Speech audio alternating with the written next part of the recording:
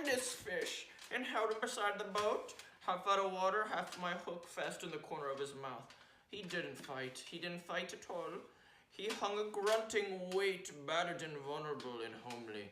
Here and there, his brown skin hung in stripes like ancient wallpaper, and its pattern of dark brown was like wallpaper. Shapes like full-grown roses, stained and lost through age. He was speckled and barnacled, fine rosettes of lime and infested with tiny white sea lice. And underneath 2 or 3 rags of green weed hung down, like his gills were breathing in the terrible oxygen, the frightening gills, fresh and crisp with blood. That cannot so badly. I thought in coarse white flesh, packed like feathers, the big bones and little bones, the dramatic reds and blacks of his shiny entrails, and the pink swim bladder like a big peony. I looked into his eyes, with far larger than mine, but shallower and yellowed. The irises backed and packed, with tarnished tinfoil seen through the lenses of an old scratched isinglass. They shifted a little, but not to return my stare. It was more like the tipping of an object through the light.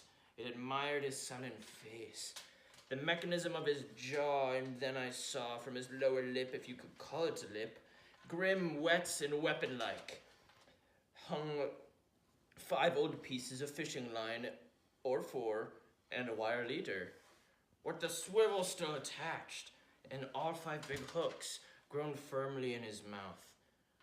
A green line frayed at the end, where he broke it in 2 heavier lines in a fine black thread, still crimped with the stain and snap when it broke and got away, like metals with their ribbons frayed and wavering. A 5-haired beard of wisdom, trailing from the arcing jaw. I stared and stared up, and the victory filled up. The little rented boat from the pool of bilge, where oil had spread like a rainbow across the rusted engine in the bale of rusted orange. The sun-crackled thwarts, the oar locks on the strings, the gunnels, until everything was rainbow, rainbow, rainbow, and I let the fish go.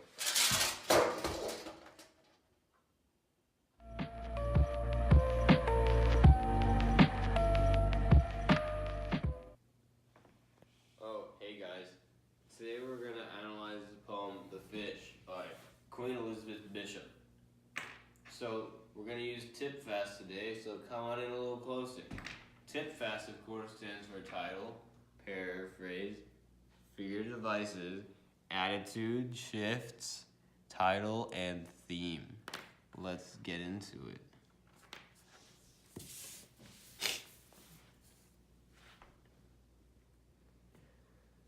So, the first T in tip fast is title.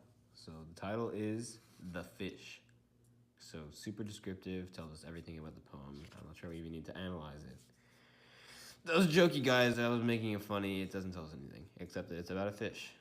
So, to paraphrase the poem, the narrator is out fishing. He catches a pretty big fish, but he sees that it's been hooked before, and it has 4 hooks in its mouth and lines and stuff. So it's an old fish, but it's really big, and he thinks to himself that it's been caught so many times, and he sees all the details about it and all the things it must have gone through. So he or she decides to release the fish.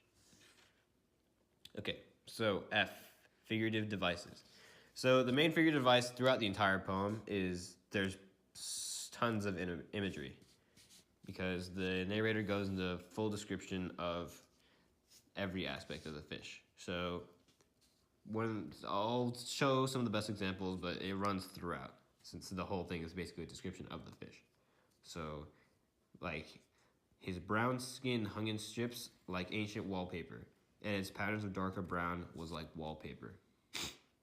So here's some really good imagery of the old, beaten and tattered fish. has managed to survive this whole time. Speckled with barnacles, fine rosettes of lime, and infested with tiny white sea lice. Again, more imagery to display the age of the fish and how worn up and beat up it is. So we can skip through a lot of this since it's as I said before, it runs through the entire poem. So a lot of the imagery that stands out the most is related to colors, and though the colors don't necessarily symbolize anything, they're really good in creating this imagery. So the coarse white flesh packed in like feathers. Like feathers, of course, is a simile. Like the big bones and the little bones, the dramatic reds and blacks of his shiny entrails, and the pink swim bladder like a big peony. So all this is, again, imagery.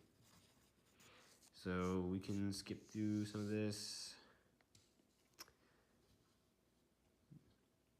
Like a big peony, again, is a simile. So down here, we get into more personification. Admired his sullen face. Sullen face, as if the fish could have emotions, and he seems like sullen and down, even though it's a fish, so obviously it doesn't have any emotions. So we can go to the next page. We have a little bit cut off there, but we have green again, 2 heavier lines. So this is describing the fishing lines that the fish has survived through and broken through and is in his mouth. So here's some imagery. Like metals with their ribbons. Here's more simile. I stared and stared, and victory filled up the little rented boat from the pool of bilge where oil had spread a rainbow around the rusted engine. More imagery. To the baler rusted orange, the sun cracked the warts, the oarlocks on their strings, the gunnels, until everything was rainbow, rainbow, rainbow, and I let the fish go. So this rainbow, rainbow, rainbow, this again, color, but it's rainbow color, so it's like pretty strong imagery. Okay, so next is attitude. The speaker's attitude is somewhere between reflective and awestruck, in that she's sort of inspired in a way by the sight of the fish, a fish that's lived for so long and has survived through so much, that she's just taking it in and just like thinking about whether or not she wants to keep the fish. So yeah, awestruck and reflective are 2 words that could be used to describe the speaker's attitude. So now let's go to shift. Shift comes somewhere in this area.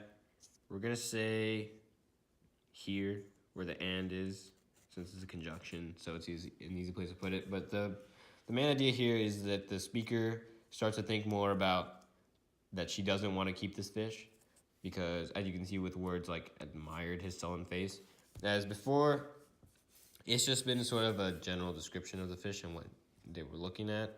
But after this, here's a personification. They're thinking of it as a living creature, as something that's lived through a lot, and you might as well just let it go because it's been alive for so long. There's no point of killing it now. So now we can go back to title. The fish. Still doesn't tell us much, but we just know it's about a fish. And it's the fish, so it's obviously a very special fish. Old fish that's lived through a lot, but it's the fish. Okay, so the last thing on the list is theme.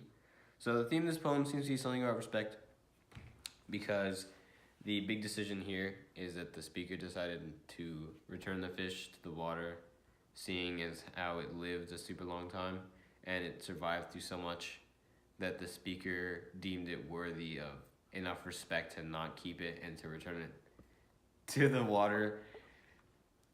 So it could be used to generalize a general statement about that nature deserves respect because it's endured for so long, or it could just be about the specific fish and that individuals who have survived and who have lived through hardship deserve respect. That could be a theme, or it could be the nature theme. Either way, the key idea is respect.